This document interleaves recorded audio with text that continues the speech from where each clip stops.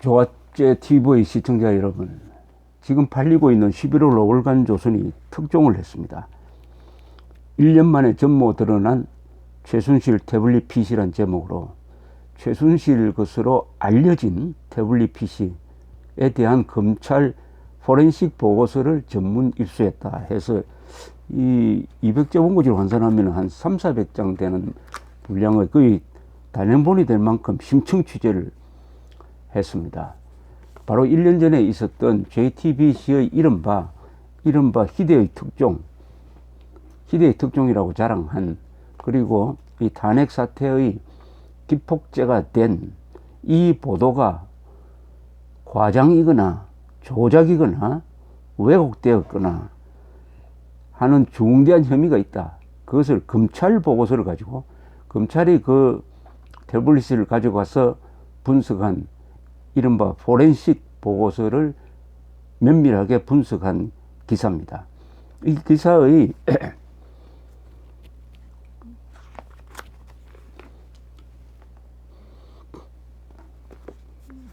기사의 설명 요약문이 이렇게 되어 있습니다.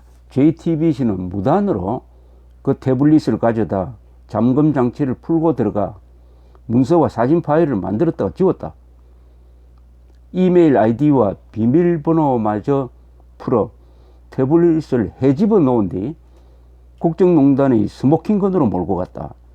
즉, 이 내용을 있는 그대로 보도한 게 아니라 JTBC 취재진이 그 PC 안으로 들어가서 그 내용물을 만들었다가 지우기도 하고 그 내용을 완전히 헤집어 놓았다. 이것은 쉽게 말하면 어떤 살인사건 현장이 있는데 거기 가장 먼저 도착한 기자가 경찰이 오기 전에 현장을 막 흔들어 놓고 시신을 뒤집어 놓기도 하고 핵심적인 정보를 가져가기도 하고 이렇게 했다는 겁니다. 그렇게 해서 국정농단의 스모킹건으로 몰고 갔다.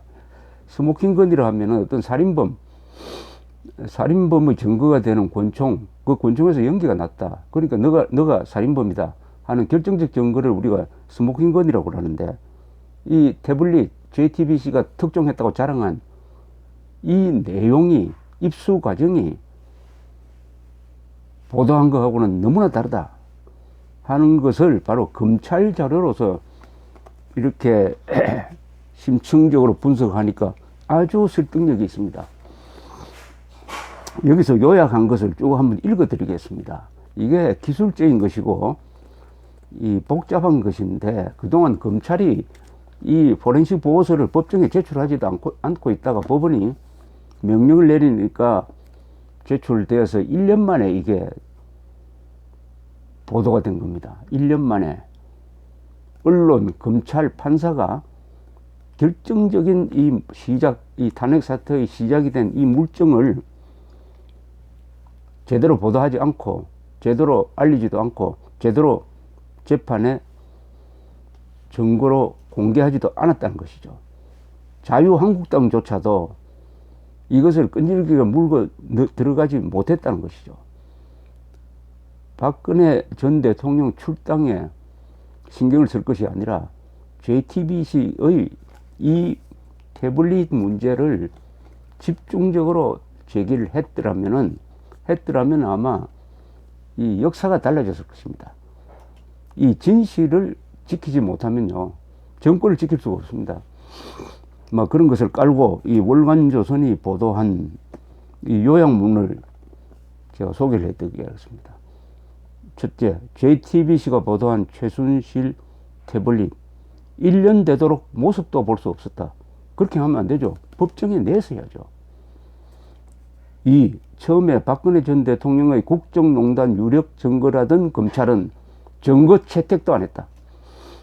이것이 결정적 증거라고 했는데 증거로도 제시하지 않았다. 3. 검찰 전문가 2016년 10월 25일 1시간 15분 만에 최순실 태블릿 정체를 밝혀놓고도 1년 동안 그 결과를 공개 안 하며 침묵했다.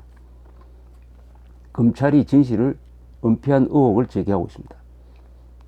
최순실, 이른바 최순실 대법, 이게 정확하게 누구 것인지 알 수가 없습니다. 현재로는 의문이 있는데 최순실 태블릿이 아닐 가능성이 많다는 게 이 기사의 주장입니다. 최순실, 이른바 최순실 태블릿의 패턴은 L자다. JTBC는 이것을 어떻게 알고 풀었을까? 누구의 협조가 있었을 것이다. 그러면 이 폭로 과정에 어떤 의도, 기획, 음모가 있었을 가능성을 제기한 것입니다. 최순실 태블릿 PC, 이른바 최순실 태블릿 PC 안에는 멀티미디어 문서 모두 272개가 있는다. 정상적인 것은 147개고 그 중에서 삭제된 것이 13개, 내용을 알 수 없는 것이 112개다. 유의미한 문서는 86개다. 그나마 중요한 것은 11개뿐이다. 최순실이 미리 받아봤다고 보도가 된 2013년 7월 23일 아침 청와대 수석비서관 회의 자료는 검찰 분석으로는 미리 받아본 게 아니고 그날 밤 10시 넘어 파일이 만들어졌다. 보도하고 다르다는 이야기입니다. JTBC 시종 일관 국가기밀 유출됐다며 몰아가다가 결정적인 순간에 가면은 물론 이게 최순실 씨가 받아서 수정했다는 이야기는 아닙니다 라면서 발뺌을 했다. 이것은 2014년 3월 27일 독일 드레스덴 연설문을 최순실한테 사진에 누출했다 하는 데 대해서 이 PC를 분석한 자료에서는 그렇게 나오지 않고 오히려 그 문서를 열람한 날짜는 JTBC가 그 태블릿을 입수하고 가지고 있었던 시간에 열람한 것으로 나온다. 최순실 태블릿 PC 안에 남아있는 파일 272개 가운데 JTBC가 114개, 검찰이 42개 등 156개를 최순실이 아닌 다른 사람이 만들었다. 이렇게 이야기가 되어 있습니다. 이건 조금 더 설명이 필요하다고 봅니다. 자세한 것은 이 월간조선을 사서 읽으셔야 되겠습니다. 자, 이른바 최순실 태블릿 안에 사진이 전부 1876장이 있는데 이 수백 개의 사진 파일이 만들어지고 접근한 날짜는 2012년 6월경으로 되어 있습니다. 근데 검찰 보고서를 보면은 수정된 날짜가 2016년 10월 22일 경이며 일부 사진 파일은 생성, 수정, 액세스 날짜가 모두 2016년 10월 18일 내지 2016년 10월 22일로서 태블릿 PC를 JTBC가 가지고 있던 시기에 생성된 것이 많다. 따라서 이게 과연 이 사진을 근거로 최순실과 박근혜 사이에 국정농단이 있었다고 하는 주장은 믿을 수 없다. 그 내용도 1876장의 사진 중에서 최순실 사진은 10장이고 그 나머지는 거의 다 의미 없는 사진이다. 누군가가 아이폰으로 찍고 컴퓨터에서 수정해 보내준 오박남 사진 달랑 한 장을 갖고 박근혜 최순실 주술적 의존관계라고 몰아갖고 대다수 언론도 확인도 하지 않고 이 기사를 뺏겼다.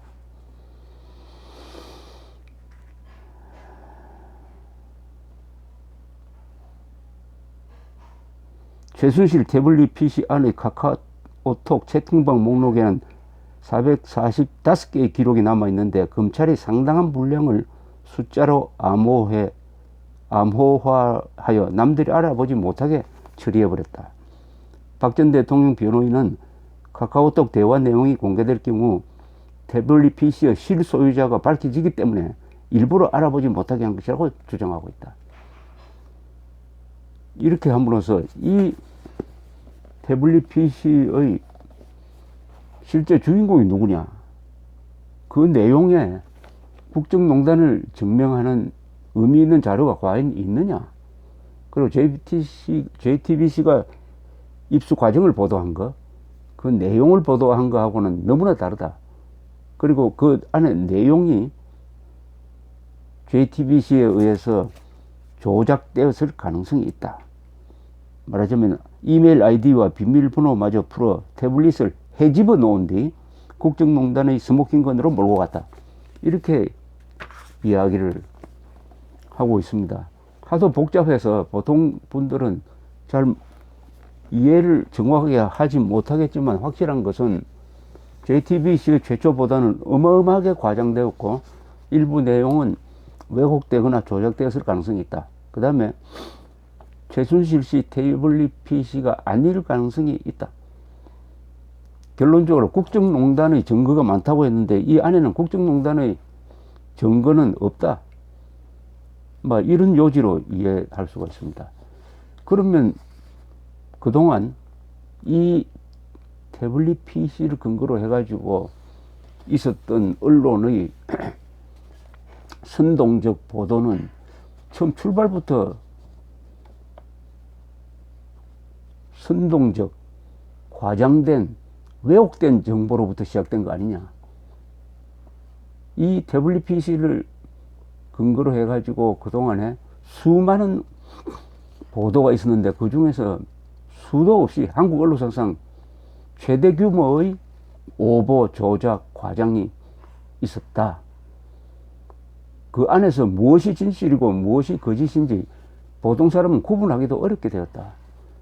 그렇게 해서 형성된 이런 분위기 속에서, 촛불혁명적 분위기 속에서 기획폭로, 마녀사냥식 수사, 인민재판식 수사재판, 그리고 드디어 8대0으로 헌법재판소가 박근혜 전 대통령을 파면 결정하고, 또 이게 또 수사로 넘어가서 뇌물죄라는, 돈 한 푼도 직접 받지 않은 박근혜 대통령을 뇌물죄로 지금 재판하고 있다. 그리고 국민이 뽑은 51.6% 지지로 뽑은 합헌적 대통령을 이런 과정을 통해서 몰아내고 소위 촛불혁명 정권을 만들어내는데 JTBC의 이 최초 보도가 큰 기여를 했는데, 그것은 언론의 윤리상 있을 수 없는 자료를 손댄다든지 하는 의혹이 있었다. 이런 이야기죠. 오늘 어느 단체에서 이 JTBC에 무슨 상을 주려다가 요사이 문제가 되니까 상을 주는 것을 보류했다고 합니다. 자, 그러면은 첫째, 이 JTBC의 이 문제는 집중적으로 탄핵 사태 중에 공개가 되었어야 국민들의 판단, 헌법재판관들의 판단에 영향을 주었을 텐데 사실상 이것은 덮고 넘어갔습니다. 이제 1년 뒤가 되어서 그래도 월간조선의 노력을 해서 이 정도의 진실이 밝혀진 것은 다행이나 이 주류 언론이 침묵을 했어요. 왜 침묵을 했느냐? 모든 언론이 어마어마한 오보를 해놓으니까 일종의 공범 집단이 되어버렸습니다. 그러니까 JTBC의 오보를 비판할 자격이 있는 언론이 없어요. JTBC를 어느 언론이 공격하면 JTBC는 아마 그 언론의 오보를 폭로했을 겁니다. 공범, 카르텔이 되어버렸어요. 침묵의 카르텔이 되어버렸어요. 언론이 이 진실을 덮었습니다. 검찰이 보고서를 법정에 제출을 하지 않음으로써 검찰이 덮었습니다.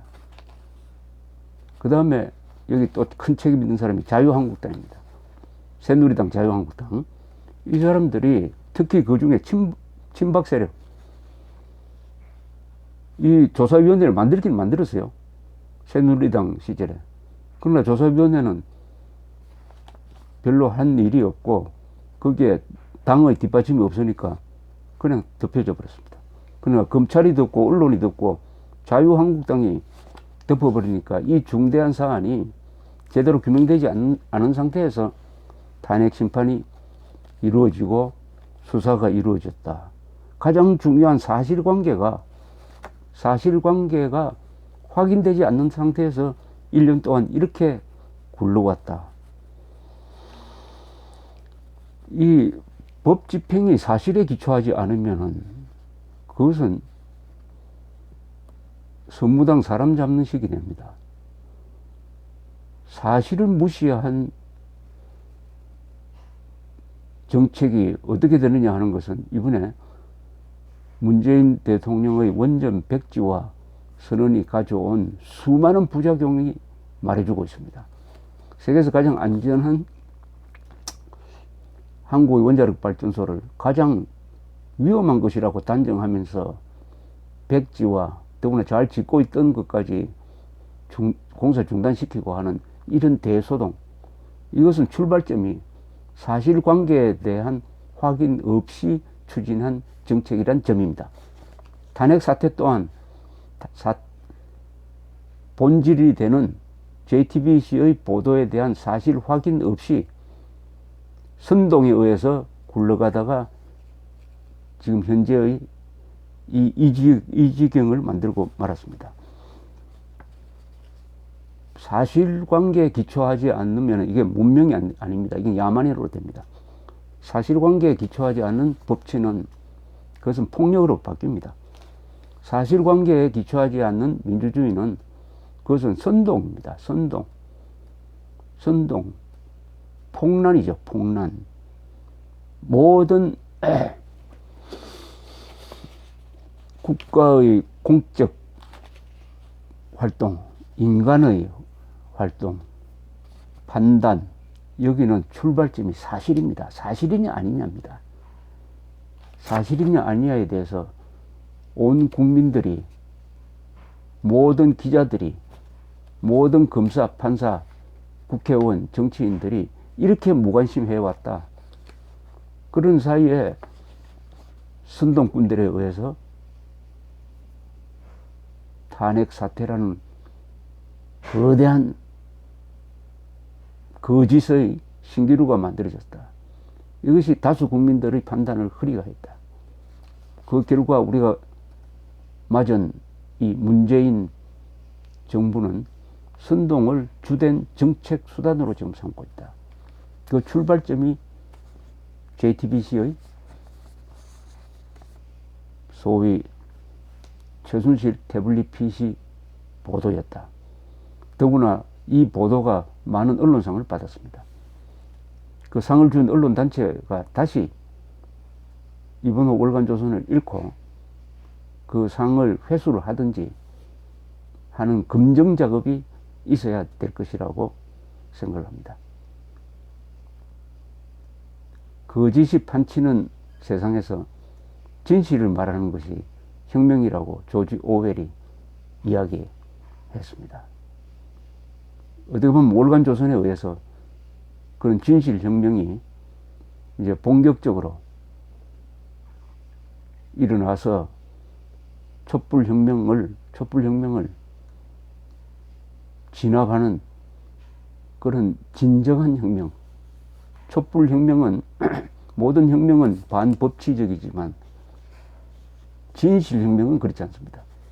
진실을 가지고 혁명하는 것은 그것은 합법적이고 합헌적이고 정의로운 것입니다. 이 월간조선의 특종을 여러분들이 많이 알려면 이 월간조선을 사서 한번 읽어보셔야 됩니다. 그러면서 진실로 무장을 해서 시간이 지나더라도 1년 지났다고 해가지고 포기하지 말고 이것은 반드시 그 결과를 밝혀내고 책임자는 응분의 불이익을 받도록 해야 진실이 거짓에 항복하는 그 부끄러운 기록을 우리가 후세에 남기지 않게 될 것입니다. 월간조선 11호를 많이 사보시기 바랍니다. 감사합니다.